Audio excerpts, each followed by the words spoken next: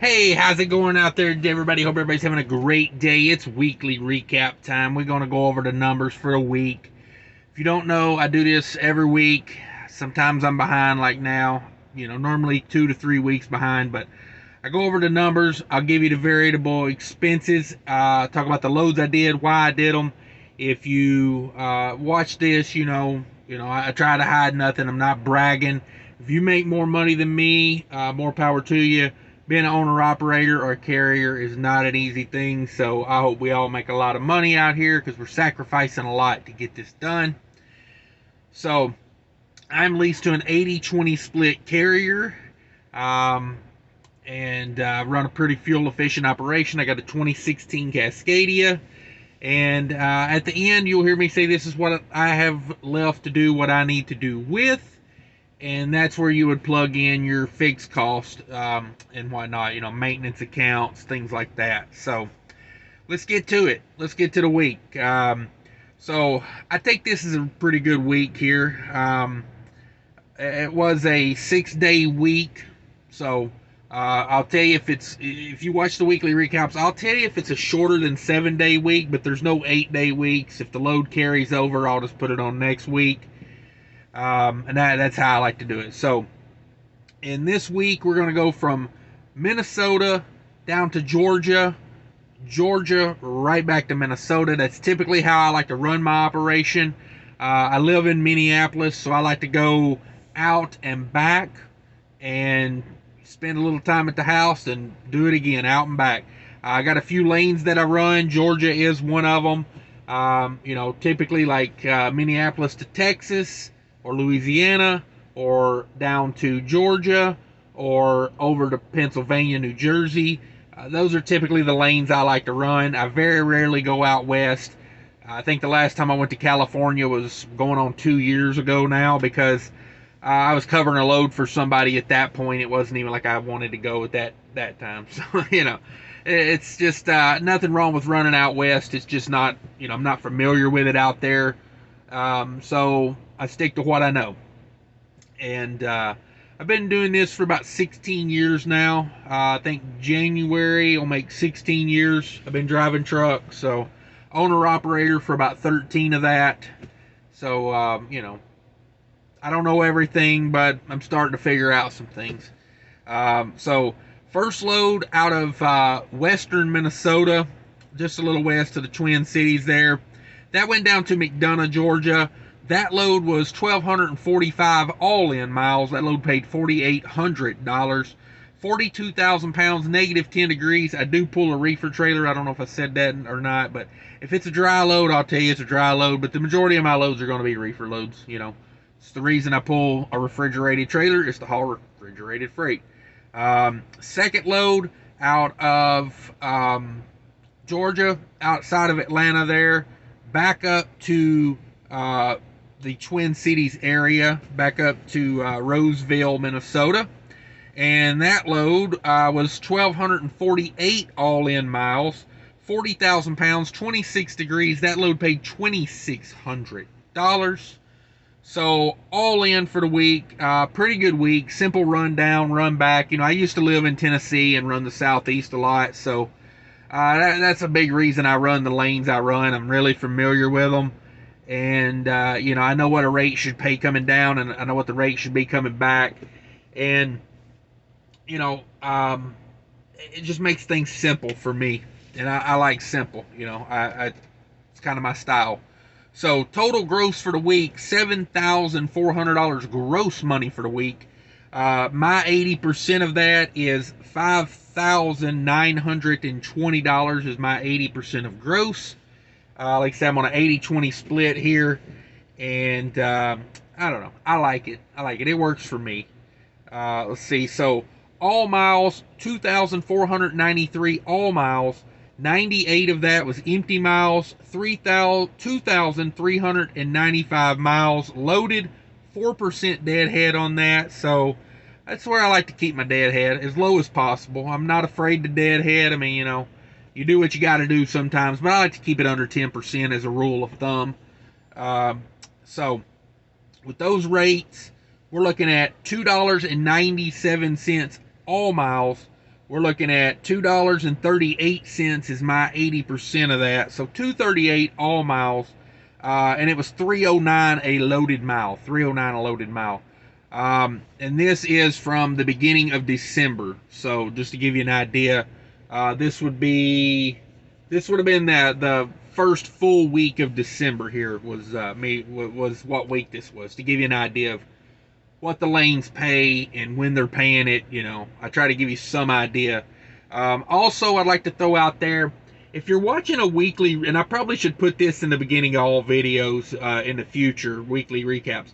If you're watching weekly recap, check the date on it before you start, telling me I'm an idiot for hauling freight at a certain price. I got people that go back and they watch, I put these out. Every week, for every week. Sometimes I do 2 of them in a week. Sometimes I don't do them in a week. It just depends on when I have time to write it all out and go over it. So a lot of people watch videos from like last year. Early 2021, or this is 2021, excuse me. Early 2020 and 2019, freight was not paying that good. It wasn't like you actually had to know how to run a business to be profitable. And nowadays, being owner-operators gotten a lot simpler because of the way the freight's paying right now. You don't have to be as, particular about your fuel stops, and you can still make money. Now, I think you should still be, doing your fuel minus IFTA and, calculating it all out and doing the numbers the right way. But you can just buy fuel anywhere, basically, these days and still make a profit. But so I get people watching videos from 2 years ago, and they'll be like, why are you hauling freight for like $2.25 a mile or whatever? And I'm like, did you check the date on the video? It was 2020, and there were some tough times in 2020. I don't care what nobody says. I have a lot of connections, and I'm with an established carrier, and even we had a tough time getting decent freight rates. When the spot market in Minneapolis on a Monday morning, you can get up and pick a load anywhere you want to go these days. It was not the case in the spring of 2020. I remember one Monday morning getting up and looking at the DAT load board, and there being 8 loads, reefer or van, for the whole state of Minnesota. 8 loads available. So if there's 8 loads available and hundreds of trucks, you can imagine what that freight was paying. $1 a mile for refrigerated freight out of Minnesota. So just check the date on the weekly recaps if you're watching these in the future. If you don't have your notifications on, you don't watch them immediately. If you're watching this on a year from now, you may be like, wow, why was you spending so much on fuel? Because maybe fuel will go down. I had somebody ask me that the other day, like, how are you getting fuel for $2 a gallon? I'm like, that video was from the summer of 2020. I'm not getting it at that price now, that's for sure. So just keep that in mind if you're watching these. That freight's very cyclical. It goes up and down. So keep that in mind. But anyway, let's get back to the numbers. So I spent $13.85 on diesel. I used the Mudflap app. If you're not familiar with Mudflap, check out the description down below. Click that link. If you buy your own fuel, you definitely need to check Mudflap. I get $10 if you sign up with my promo code, but I'm telling you that just to save you some money. It's a great app, no fees or anything. That's what I like about it, because I got other fuel cards. I got an EFS and this, that, and the other. It's just littered with fees, so I typically buy most of my stuff from Mudflap. $35 on reefer fuel. Now, this is these numbers are what I've spent, not what I used.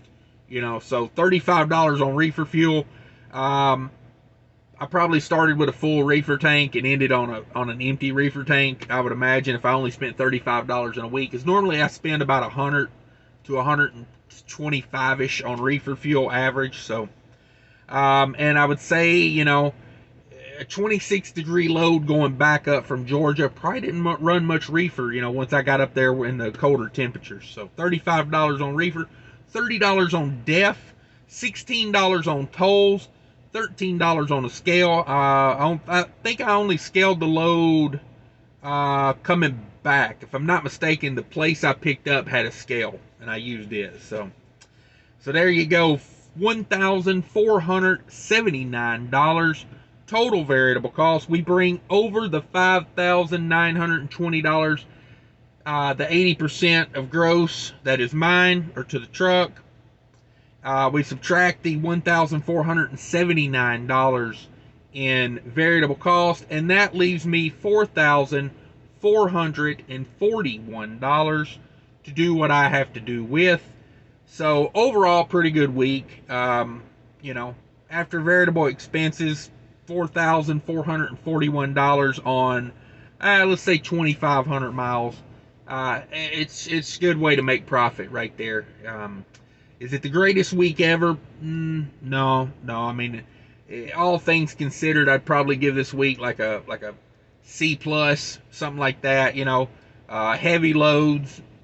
You know, but that load out of Georgia didn't pay that great. But I've stopped doing live chicken loads out of Georgia, and you know, I make a little less on the load back. You know, there's better paying loads that are live chicken, but I'm not going to waste a day sitting there getting loaded and a day to get unloaded. So, you know, I take a little bit of a hit there just to save on all that time, because a lot of those live chicken places and the brokers on those, they don't want to pay attention, you know, and it's like, I've just had a bad run of it. So, I'm kind of getting out of the live chicken load game right now.